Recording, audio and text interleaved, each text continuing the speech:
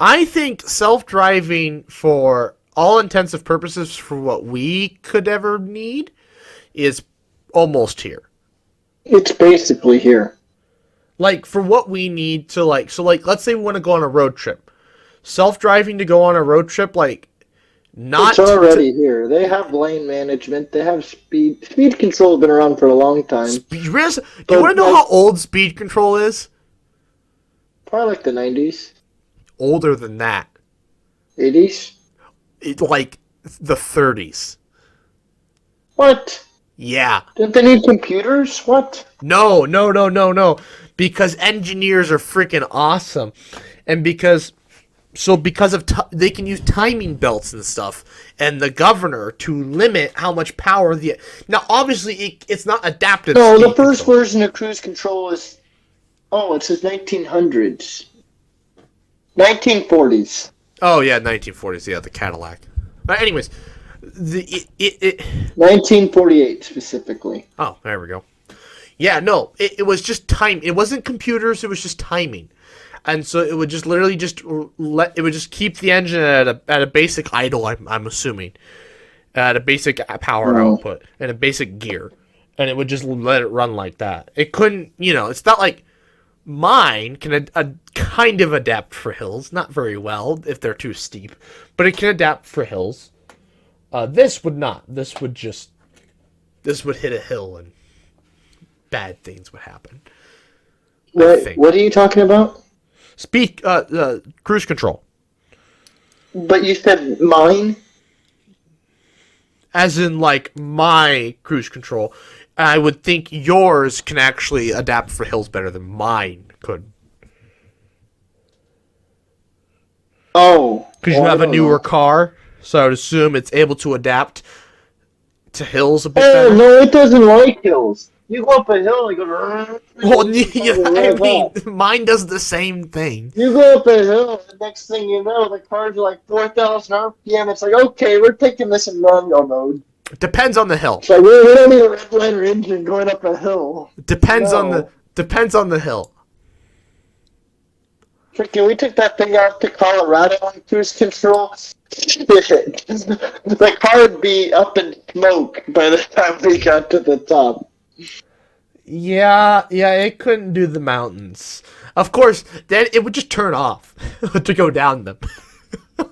Yeah, just turn it off and just let it steer itself. The car would just turn off and just be like, wait a minute, we still need power steering. Oh my God. Power steering? I mean, if you're going 90, yeah, you don't need power steering, I guess. You don't need power steering, you just need me. No, I don't trust you. Oh, what's that? You're in the other lane! You're gonna hit the rumble bars! We're like going straight towards the... I still remember that. I'm like, I look up and we're just going straight towards the cliff, and I'm like, we're in the other lane at this point, and I'm like, Phil! You're gonna kill us! You're like, what? Wait, other lane? Yeah, this is up in Wyoming. No, that was the rumbly bars. We never went to the other lane. I thought we crossed into the left lane and then we were going... going... No, we didn't. Oh. There was guardrails. No. Like, there are two lanes. They're going the same direction. We were in the far right. And the road started to curve and we went straight. Wait, no, the thing I remember, we were in the far left, and we hit the rumbly part of the room. Maybe we were in the far left. I don't know. I thought we were in the far right, and then we went to the far left. No, I never went to the other lane. Well, anyways. How did we get onto this? What were we talking about before? We're talking cruise control. Cruise control. Oh, right. Well, yeah, I mean... self-driving cars. Well, yeah, for all intensive purposes, as long as we're not going to the corner of the state, Yeah, that kind of self-driving is pretty much here. Well, yeah, like what I was saying, they have lane control and they have car management. Like it'll sense how far the next car is in front of you. I would also say we're close to in-city driving. Pretty good doing.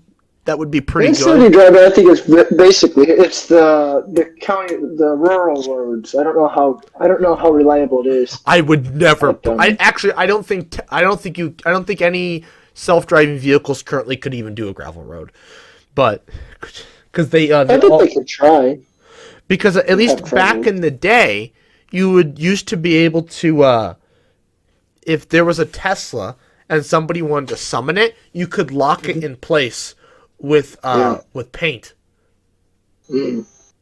If you got the diameter of your circle right around the car, and it was white paint, you could trick it into thinking that in every direction is the edge of the lane, so it wouldn't be able to move. Mm. No, but what I was saying though is that Veritasium, he made his video like a year or two ago, and he rode in a self-driving car Yeah, that was in the city. It's already here. right. It's not like it's a few years away. No, it is here. Yeah, Self-driving all we is need. here. Yeah, so basically, for road trips, we've got it. Yeah. We just turn her on, tell it to stop here for gas, and let her ride. The only thing is that you're not supposed to just be half paying attention. There's supposed to be a driver always willing to take control. Now, people don't necessarily do that because they have too much faith in the technology already. But you're supposed to be, I don't know. I don't think you necessarily need to have your hands on the wheel, but at least Tesla on your lap, ready to grab it. Teslas does require you to have your hands on the wheel. And it just moves the wheel underneath your hands or whatever. Yeah. I mean, because like back in the day, you had to it ding at you like every 5 minutes. You had to like put your hands in the wheel and move it, and then it would go back to driving by itself. Mm-hmm. Actually, what's interesting about the old Tesla one, it would actually used to lock you out. So if you, so it would park your car. It would basically, if you fell asleep, and if you didn't pick up the ding, you could do this only like a handful of times, or maybe only even once, and it would lock self-driving for like a month. Wait, say this again. So if let's say you fell asleep at the wheel while in self-driving mode, and and it was unable to wake you up to correct it, it would pull over to the side of the road and stop. However, if this happened too many times within a certain period of time, it would lock you out of self-driving for like a month. Oh, really? Yeah. It was a long time. It would lock you out for self-driving for a while. I think it was like 24 hours or like 8 hours for the first one. So like, go home and take it and go to sleep. Get a good night's rest. But then if you did it again, it would just, make it longer. Yeah, but like obviously, that's why I said we're still several years away from just being able to not have to look at the road, period. We get a conversion package for the RV. Slap self-driving onto that and just tell it, "Hey, get gas here," and then we go do whatever we want. Go play Xbox or something in the back seat. Yep. That would be cool. That'd be fun. I'd enjoy that. Just playing Minecraft, oh man, it'll drive by itself. Get out, fill it up with a bunch of diesel fuel. If there were ever a time that it would feel like you just burned a bunch of diesel fuel for nothing, and you just spent a bunch of money, Like, if there were ever a way to burn a bunch of money and it felt like nothing changed, it would be putting an RV, like filling up an RV in Omaha and driving it all the way to Wyoming. Wait, that would feel like what? It would feel like you burned hundreds of dollars in diesel fuel for nothing. Because, I mean, yes, western Nebraska looks very different than eastern Nebraska, but you didn't go to a new state. You're still in Nebraska. I mean, you're close to Wyoming, and there's still cows everywhere. Wait, could we not make it to Wyoming?